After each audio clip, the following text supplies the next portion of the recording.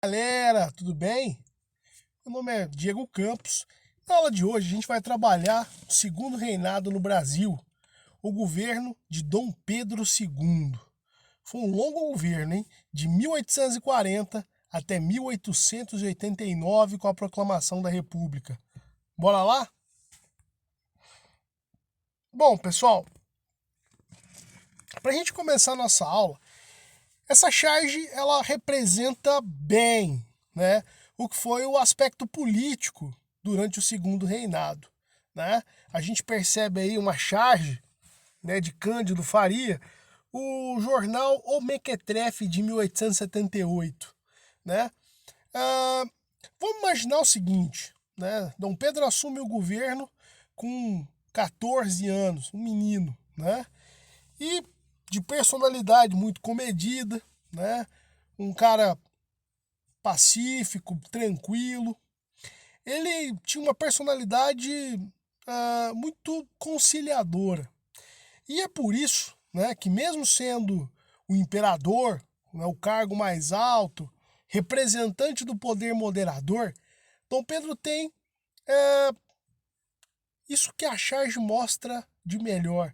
Ele tenta conciliar, né, com os dois principais partidos que se tinha na época, o Partido dos Liberais e o Partido dos Conservadores, né? Então a gente percebe aí, ó, que até há um grande revezamento de cargos desses dois políticos para que nenhum ficasse descontente por um longo período de tempo. Mas vamos entender melhor como é que funciona isso, tá? Naquela época no Brasil, né, a gente tinha durante o período regencial três grandes grupos políticos, né? Os restauradores, chamados caramurus, que queriam a volta de Dom Pedro I. A gente tinha os liberais mais moderados, os chimangos, que eram a favor de se ter, vamos assim dizer, uma maior liberdade para as províncias, né, para os estados, e a gente tinha liberais exaltados que foram ao limite, né, da liberdade dos estados e das províncias, inclusive liderando muitas revoltas, né, no período regencial. Beleza, mas com a volta de Dom Pedro, a configuração muda. A gente vai ter liberais exaltados e alguns liberais moderados é, se tornando, formando uma frente progressista que vai desembocar no que a gente chama de Partido Liberal. E a gente tem alguns liberais moderados junto com os restauradores que gostavam ou defendiam um governo mais centralizado, que foram desembocar no que a gente chama de Partido Conservador. Então a gente tem essa configuração durante o segundo reinado, o governo de Dom Pedro II, entre partidos liberal e conservador. Como a gente falou, né, sobre esse cenário, os conservadores eles apostavam, defendiam um poder central forte, né? Ou seja, todo o poder nas mãos do imperador. Eles queriam conservar as coisas como elas estavam. Já os liberais defendiam mudanças, né? E defendiam principalmente uma maior autonomia, uma maior liberdade das províncias, né? Uma maior força das províncias. E eles valorizavam, entretanto, a representação dos deputados na Assembleia. Então eles queriam mais voz política. Esse era o cenário brasileiro em linhas gerais, tá bom? Beleza. Inclusive a gente vai ter um dos episódios mais conhecidos aí, ou mais importante nesse período, é conhecido como as eleições do cacete, né? Porque os liberais vão vencer nas eleições para a Assembleia dos Deputados, usando-se de coerção e de fraude, ou seja, de formas violentas, né? Você vai ter várias denúncias de coronéis, de pessoas armadas, jagunços, forçando a população, inclusive com vários depoimentos na época de eleições fraudadas, ou seja, até pessoas que já morreram, né, votaram, né, de forma ilegal, fazendo com que os liberais vencessem essa eleição. Esse episódio vai ficar de forma marcada negativamente na história do Brasil, mas infelizmente, galera, não foi o único, né? A gente teve várias vezes se repetindo essa cena lamentável. Mas esse fato vai fazer com que o imperador ele tomasse a frente. Ainda na década de 40, né, ele vai formular, ele vai retomar aquilo que Dom Pedro I havia feito. Né? Ele vai retomar a ideia do poder moderador. Né? Ele vai entender que se ele não centralizasse mais o poder sobre as suas mãos, haveria, né, sempre essas disputas e o clima do país ficaria extremamente instável. E Dom Pedro cria, né, uma espécie de parlamento no Brasil. É uma ideia muito parecida, importada, pelo menos num sentido geral, da Inglaterra. Né? Então, como é que funcionaria aí? O imperador, né, é o poder moderador, ele nomeia ou tem o poder de demitir também um presidente do Conselho de Ministros. Né? Então, essa pessoa, que é o presidente do conselho, nomeado pelo imperador, então uma pessoa de confiança, ele nomeia ministros. E esses ministros, né, eles formam uma espécie de gabinete, né, de conselho. Né? Bom, então aqui vai ficar um pouquinho até mais interessante. Então a gente tem aí o imperador que nomeia o presidente, que nomeia os ministros, e você tem abaixo uma Assembleia Geral de deputados e senadores, na qual é eleito pelo voto. Vamos lembrar que desde a Constituição da Mandioca, ou de 1824, a gente tem um detalhe interessante. Não são todas as pessoas que votam no Brasil. Né? Você tem, inclusive, uma definição de voto censitário, né? Ou seja, nem todos podem votar ainda. Então você tem uma certa renda para poder ocupar cargos no Brasil. Bom, e o parlamentarismo, ele ficou conhecido no Brasil, né, como parlamentarismo às avessas, porque apesar de ser importado a ideia da Inglaterra, a forma de funcionamento foi totalmente o contrário do que acontece na Inglaterra. Porque a implementação no Brasil de um modelo parlamentar, né, nos moldes da Inglaterra, contudo, no Brasil, havia predominância do poder do imperador sobre o parlamento, né, sobre o legislativo. E na Inglaterra é o contrário. Né? Na Inglaterra é o parlamento, né, que manda no rei e na rainha. Né? Aqui no Brasil seria o rei, o imperador no caso, que mandaria e desmandaria, né, no parlamento. Então você tem um parlamentarismo no Brasil às avessas, ao contrário, né, justamente por conta dessa ideia. Bom, pessoal, durante o segundo reinado, o aspecto político, a gente tem esse contexto. No aspecto econômico, é importante a gente elencar o principal produto nosso, né, que é o café. O Brasil, ele quase sempre na sua história, ele vai ser marcado por duas coisas. Primeiro, se a gente está falando de economia brasileira, quase sempre a gente está falando de produtos agrícolas. Segundo, voltados para o mercado externo, isso desde a colônia. Mas o café é um produto importante da nossa economia, ele vai chegar até nos anos de 1880 a perfazer 60% das nossas exportações. Ou seja, a balança comercial brasileira ela é extremamente dependente do café. E, inclusive vai ser chamado de ouro verde, né, por conta disso. O que vai fazer o café ter esse protagonismo todo?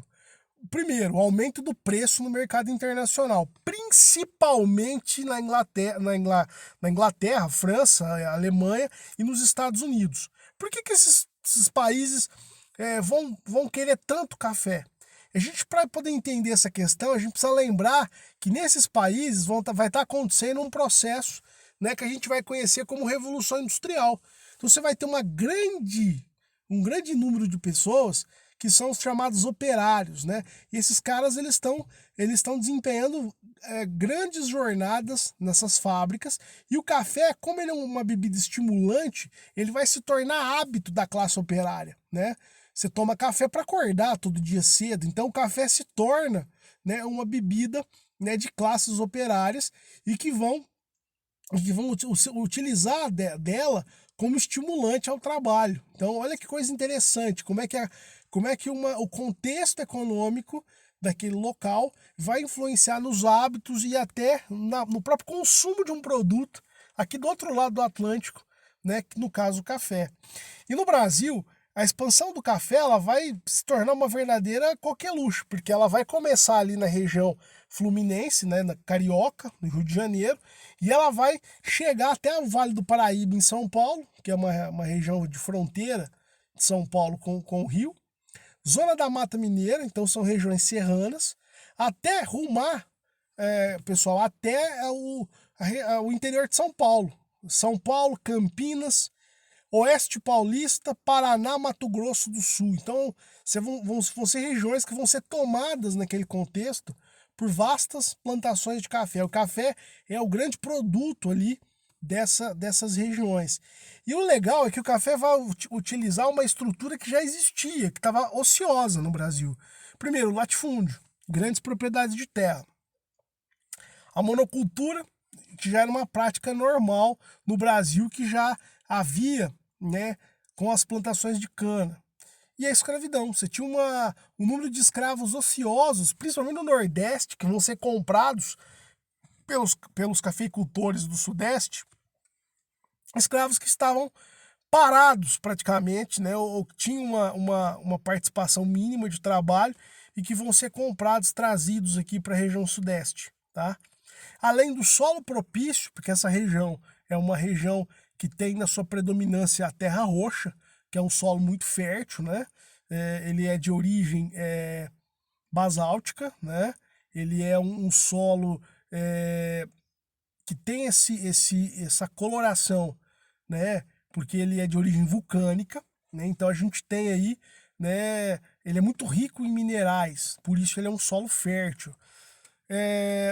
E um clima favorável, principalmente nas regiões serranas, né? Que são um pouco mais frias, né? Quanto mais alto, menor a temperatura. Bom, e o café, pessoal, ele é o primeiro produto brasileiro, né, no mercado internacional após a independência do Brasil. O que isso significa na prática? Que tanto o ouro quanto a cana-de-açúcar, ou mesmo lá, vamos lembrar do pau-brasil, o lucro não ficou no Brasil. O grosso da grana fica em Portugal. E Portugal, consequentemente, como não tinha um controle muito grande das suas finanças, essa grana foi parar na Inglaterra.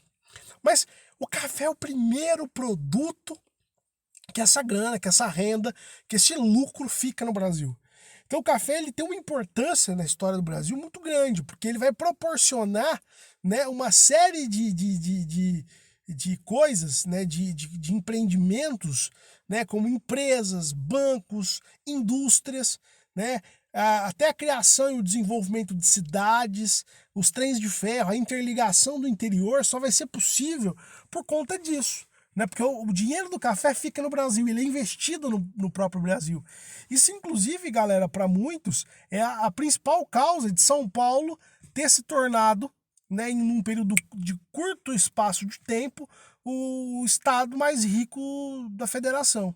Né? Porque São Paulo ele vai sentir esse sintoma aí do investimento cafeeiro de forma muito mais intensa. Né? As principais cidades de Campinas para cá, né, vindo aqui para o interior de São Paulo, Ribeirão Preto, Franca, praticamente tudo isso foi construído, né, nesse contexto de expansão do café. Durante esse período, galera, a gente vai ter, no período cafeeiro, a gente vai ter aí um outro ponto importante, que vai ser Desde o Tratado de 1810, existia por parte da Inglaterra uma pressão muito grande em cima do governo brasileiro pelo fim do tráfico de escravos. Né? Então, os ingleses eles tinham um interesse muito grande no fim da escravidão, não era um interesse humanitário, era um interesse econômico, porque eles entendiam que, com o fim da escravidão, haveria o desenvolvimento de uma mão de obra assalariada, e, obviamente, essa mão de obra assalariada recebendo salário, iria aumentar o mercado consumidor dos produtos ingleses, né?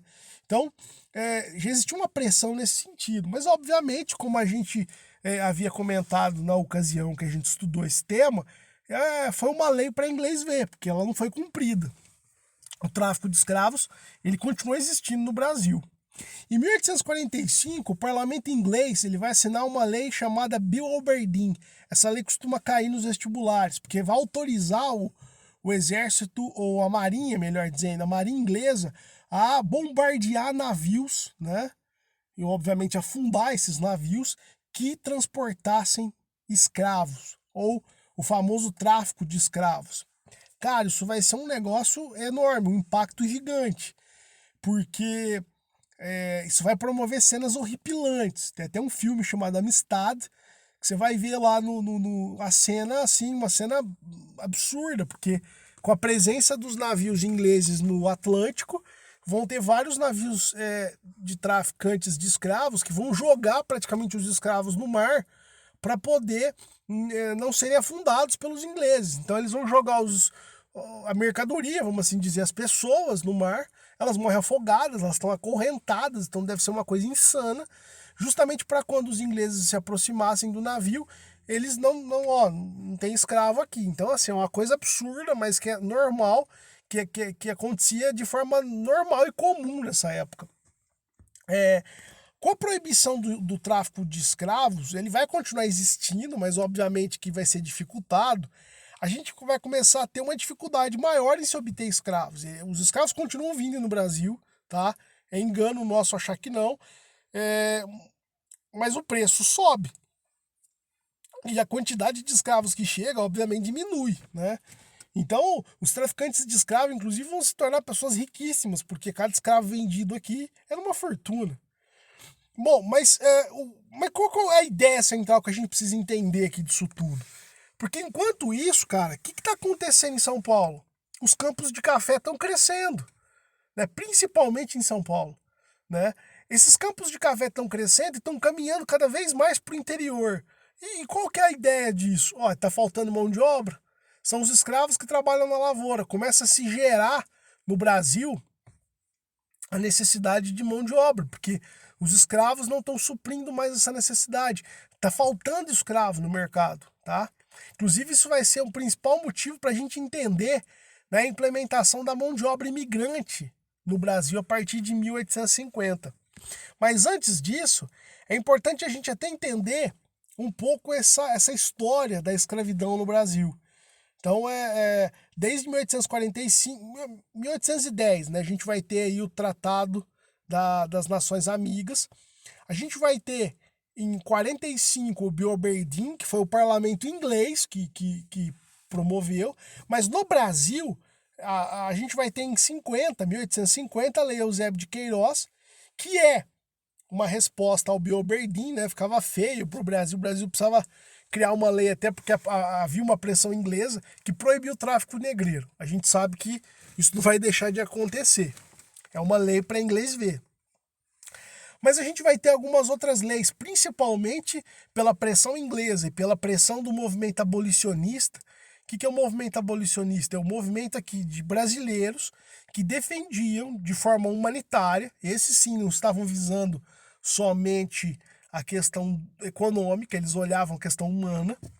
E os abolicionistas começaram a fazer pressão no governo para poder acabar com a escravidão. E aí você vai ter duas leis aí que são bem simbólicas aí, né, no contexto brasileiro. Primeiro a gente vai ter a Lei do Ventre Livre, em 1871. O que significa? Que os filhos nascidos de mulheres escravizadas nasciam livres. Tá, legal. Mas o senhor permanecia responsável por essa criança até os 21 anos, fazendo com que permanecessem trabalhando em regime de escravidão, apesar da lei. Poxa, é uma coisa meio utópica, né? Porque, a criança ela praticamente vai ser escrava até os 21 anos, porque como é que ela vai viver longe da mãe, né, enquanto criança? Ponto 2. Essa criança não tem acesso a estudo e para ela arrumar um emprego fora desse contexto é muito difícil. Então muitos permaneciam mesmo após os 21 anos na fazenda, né, se sujeitando a condições, se não de escravo ou quase escravo, ou seja, situações péssimas e medíocres, né, miseráveis de vida. Então, assim, é uma lei utópica. Mas existe uma lei mais utópica ainda, que é a lei do sexagenário, de 1885. Ele vai determinar a libertação de escravos que tivessem 60 anos ou mais. É piada. Por quê? Né? Essa lei, entretanto, era mais vantajosa para o dono de escravo do que para o escravo. Ó, vamos imaginar aqui, galera. Você acha que escravo chegava aos 60 anos de idade, né, com uma vida surrada, alimentação horrível, medíocre, né, as condições péssimas, ele não tinha acesso a médico nem nada. Então, 60 anos para o escravo era praticamente utopia. Poucos chegavam. E quando chegavam aos 60 anos, todos estrupiados, todos avarentos, avariados pelo tempo e pelo esforço, né, de serem escravos, vocês acham que esses caras eram produtivos? Não existia aposentadoria de escravo, né? Nem existia regime de aposentadoria no Brasil naquela época. Então, esses caras eram soltos a Deus dará. Era uma boca a menos para alimentar que o senhor tinha. Então, era ridículo a lei do sexagenário. Até que em 88, a gente vai ter a famosa Lei Áurea, né? Que enquanto Dom Pedro viajava, a princesa Isabel, no dia 13 de maio, assina a Lei Áurea e liberta os escravos. Legal, muito bonito, bacana, mas e daí? Você imagina, dia 12 de maio você vai trabalhar, você tem, querendo ou não, a senzala para morar, os restos de comida do senhor para comer, e você tem um emprego, que pior que seja era alguma coisa. No dia 13, não. Esses escravos praticamente foram libertados e sem nenhum tipo de plano, esquema, né? E no dia seguinte, esses caras eram todos desempregados, sem casa para morar, sem comida para comer. E aí que surgem as primeiras favelas no Brasil. Ele surge, ele deixa de ser um escravo, se torna um caso de polícia, né? Então, assim, por isso que no Brasil convencionou-se, né, o dia 20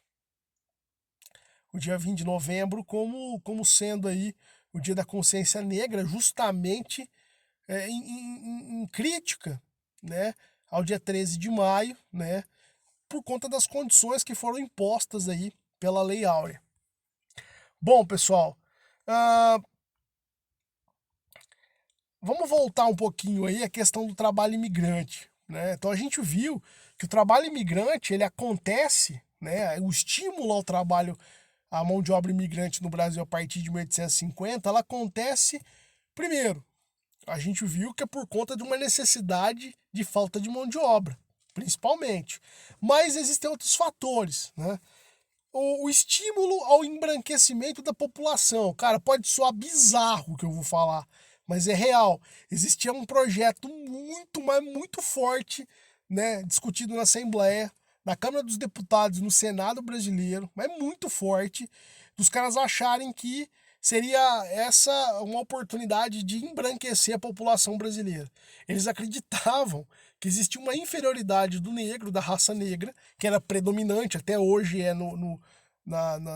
entre o povo brasileiro, e que eles queriam europeizar, melhorar um pouquinho aqui o país, e eles achavam que essa era uma forma plausível, né? É uma coisa louca demais, mas é uma teoria extremamente racista, mas que foi muito ventilada na época nos meios políticos brasileiros por esse motivo, viu?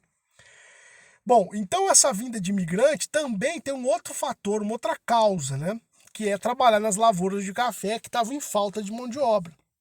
Então, nesse momento, galera, a gente vai ter vários japoneses, italianos, espanhóis, alemães vindo para o Brasil. Você vai parar e falar, porra, professor, por que esses caras vieram para o Brasil? Eu vou sair do Japão, da Itália, da Espanha, da Alemanha. Sim, pessoal, porque nesses países, naquela época, eles estavam passando por um processo de revolução industrial.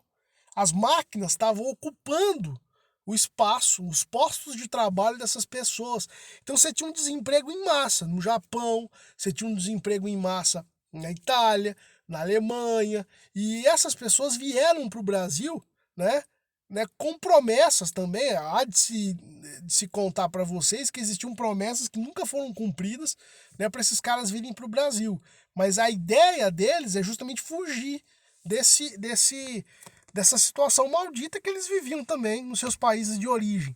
O estado de São Paulo foi o principal, digamos assim, epicentro dessa imigração. Ele recebeu no Porto de Santos boa parte desses imigrantes. Portanto, é que São Paulo tem uma variedade, né, de raças e de imigração muito grande, justamente por conta disso, né? No primeiro momento, esses caras foram tratados praticamente quase como escravos. E é até interessante, porque é como tem senhores aí de fazenda, fazendeiros, cafeicultores, que vão tratar imigrantes com chibata, né, com chicote, assim como se tratava um escravo. Vão ter algumas revoltas aí, até algumas insurreições desses imigrantes, e mais tarde eles vão encontrar um sistema de colonato, né, que é um sistema meeiro, que era mais ou menos o seguinte: os donos de terra, eles davam a terra para os imigrantes trabalharem, cultivarem o café, e depois que os meeiros, ou os imigrantes no caso, eles colhiam a safra, eles meiavam a produção, né? O cara ficava com metade porque ele era quem produziu, e o senhor da terra, obviamente, ficava com a outra metade, uma parte, como eles combinassem, porque ele era o dono da terra e estava emprestando para o outro plantar. Então era uma forma também que existia, né, de sobrevivência, que foi um tipo de parceria que rendeu frutos em São Paulo naquele momento. Nesse mesmo contexto, tem um outro ponto importante, a tarifa Alves Branco. Cara, o que é a tarifa Alves Branco em 1844? Ela leva o nome do Alves Branco, né, um político brasileiro, e ele vai propor algo até interessante, né? Ele vai extinguir a preferência que os produtos ingleses tinham aqui no mercado brasileiro. Ele vai sobretaxar, ele vai aumentar a taxação de produtos industrializados que vinham de fora, e principalmente da Inglaterra, né? Então, quando um produto não havia aqui no, ou seja, nenhuma indústria brasileira produzia, ele vai ser sobretaxado em 30% de imposto. E se aqui no Brasil era produzido o mesmo produto que vinha de fora, esse produto de fora ia ser sobretaxado em 60%. Então você encarece o que vem de fora para fazer com que o produto brasileiro seja vantajoso e as pessoas prefiram os produtos brasileiros. É uma clara tentativa de tentar criar um desenvolvimento no Brasil, mas não vai ser nada bem articulado, obviamente. Estou falando de Brasil. Você vai ter um surto industrial, você vai ter algumas indústrias que vão ser impulsionadas, mas um surto, galera, significa justamente que você vai ter um estímulo, né? É igual o voo de galinha. Ela sobe, mas desce rapidinho. Essas indústrias vão aparecer, mas elas não vão aguentar a concorrência e a pressão, muitas delas. Então o Brasil não se torna industrializado, mas ele vai ter alguns estímulos aí para criar alguma indústria aqui e acolá que vai começar a surgir no Brasil, mas já é alguma coisa, por isso que a gente está até chamando atenção para esse fato. É até importante, quando a gente fala disso, lembrar de um famoso industrial brasileiro, né, daquela época. Pessoal, esse mapa aqui ele vai mostrar para a gente interessante aqui o caminho do café. Ele começa aqui onde está roxo, você pode ver na região litorânea, no Rio de Janeiro. Ele vai para o amarelo, que é a região ali do Vale do Paraíba, Taubaté, Lorena, Resende, é uma região serrana. Depois ele vai, na década de 1850, para a região de São Paulo, Campinas, São Luís do Paraitinga, Sorocaba.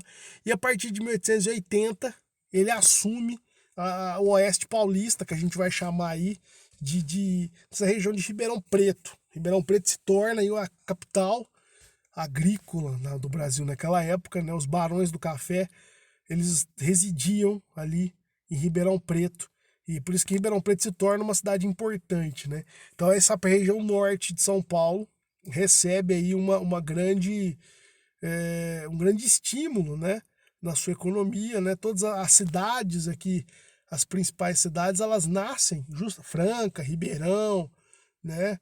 Elas têm impulsos nesse momento. Araraquara, São Carlos.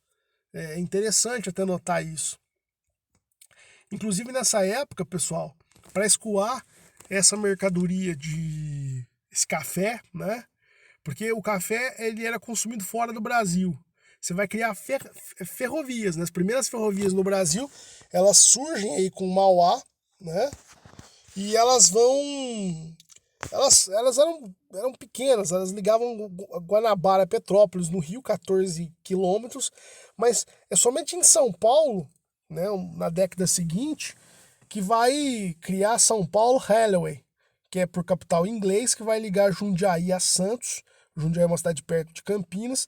E a ideia das ferrovias era fazer o quê? Era fazer o transporte desse café até o Porto de Santos. Então é interessante que toda a malha ferroviária, assim como o mapa está mostrando, ele pega as várias regiões de São Paulo, liga, todas elas ligam até elas passam por Campinas e elas se encontram todas elas na Estação da Luz em São Paulo. Todas. E da Estação da Luz desce até Santos e de Santos, né, zarpa de navio para os grandes mercados consumidores de café lá fora, principalmente Europa e Estados Unidos na época. E é interessante, galera, que você vai notar que boa parte das principais cidades do estado de São Paulo estão situadas próximas a essas ferrovias. Vamos dar um exemplo aqui nosso do interior de São Paulo, a Mogiana. Perceba aí esse traçado em laranja. Você vai notar aí, por exemplo, que esse traçado da Mogiana respeita basicamente o mesmo traçado de uma rodovia que a gente conhece, que é a Anhanguera. Ela nasce em São Paulo, é praticamente quase o mesmo traçado, né? Campinas, né? Você vai Limeira, Araras, Ribeirão Preto, né? E ele sobe, né? Passando por Uberaba, Uberlândia até Catalão, que era a linha que a Mogiana fazia, que basicamente é a mesma que a Anhanguera faz.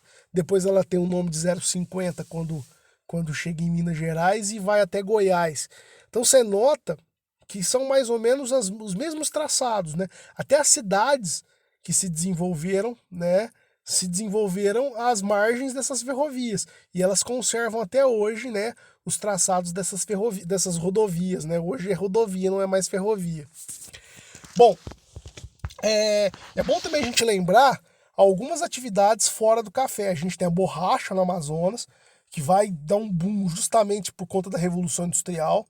Você vai ter um alto consumo de borracha a partir de 1860, mas o auge é a partir de 1890, 1900, porque você vai ter o boom da indústria automobilística, a produção de pneu, né, principalmente, né, nos Estados Unidos, com o Henry Ford. O açúcar brasileiro ele tem alguma certa relevância, apesar da forte concorrência das Antilhas, e ainda tinha algum espaço, tá? Não era, né, o auge do açúcar no Brasil foi lá atrás, mas tinha alguma relevância.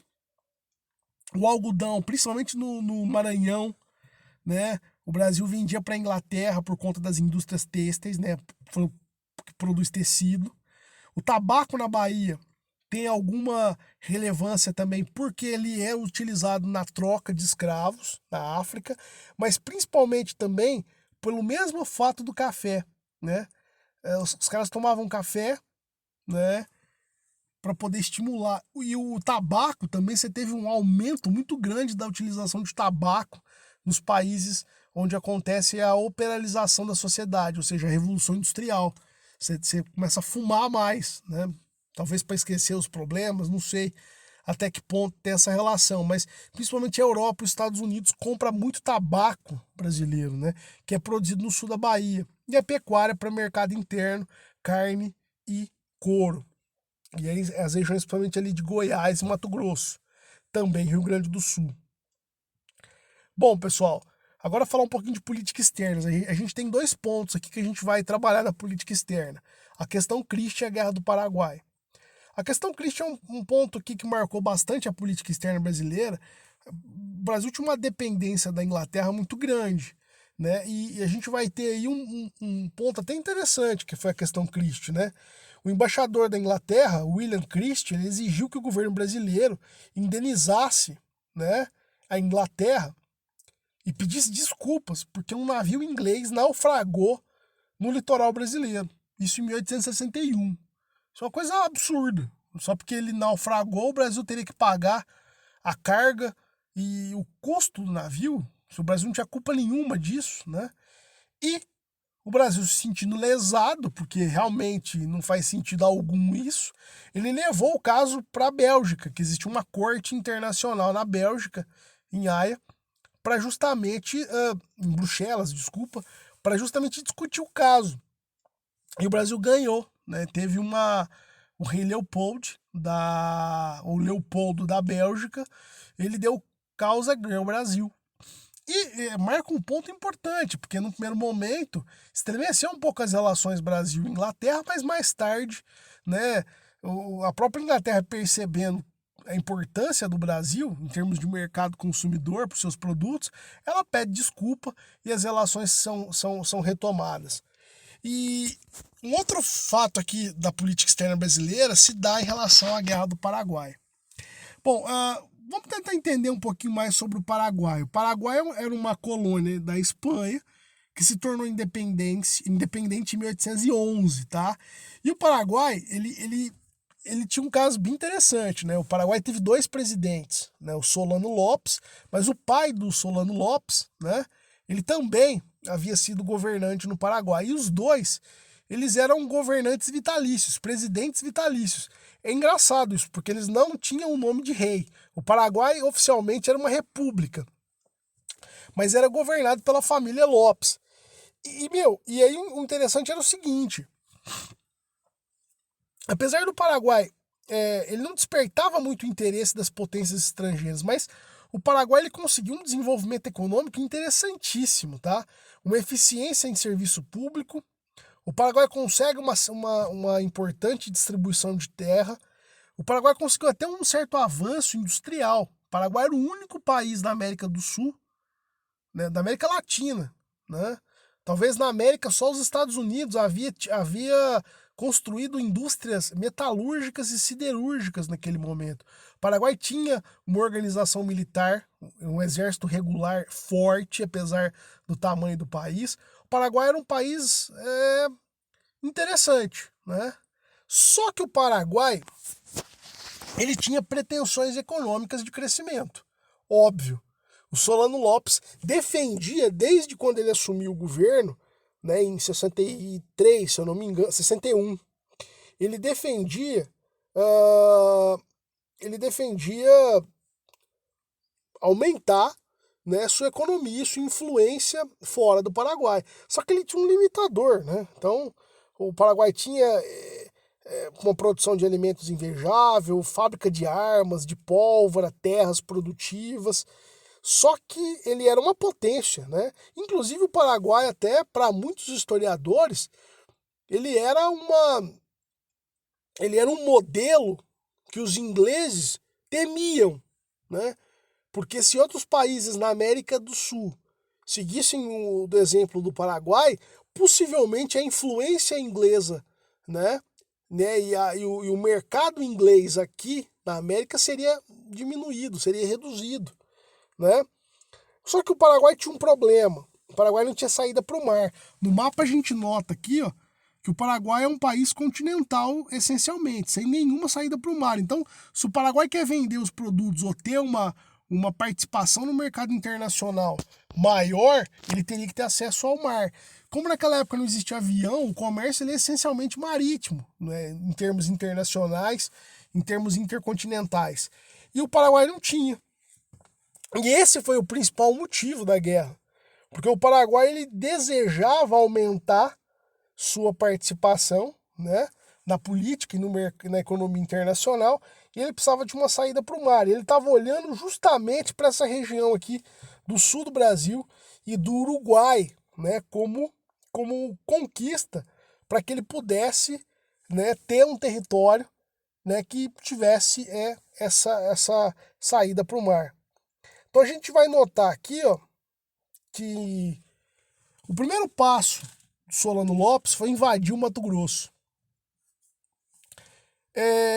Então ele invade Dourado, a cidade de Dourado, em 1864. Mais tarde, a ideia dele era anexar o Rio Grande do Sul. Mas para fazer isso, ele precisava invadir uma parte da Argentina. Então vocês podem ver aqui que para chegar até o Rio Grande do Sul, ele invade o Mato Grosso, região aqui ao norte, depois ele desce e ele passa numa região na Argentina, né? E esse foi o grande problema, né? Quando ele invade a Argentina, até esse momento ele declara guerra ao Brasil, né? Porque ele havia atacado o Mato Grosso do Sul e ele pensava em invadir o Rio Grande do Sul. Só que a Argentina também se sente ofendida, né, por ele ter passado suas tropas, né, em território argentino, e o Uruguai, que era praticamente um fantoche do Brasil e da Argentina, resolve também entrar na guerra. Então une-se ou forma-se nesse momento o quê? Uma aliança entre Brasil, Argentina e Uruguai, que a gente vai chamar de Tríplice Aliança contra o Paraguai. Está deflagrada a partir desse momento a Guerra do Paraguai, né? Aqui no mapa aqui, ó, a gente vai ver a cidade de Riachuelo, né?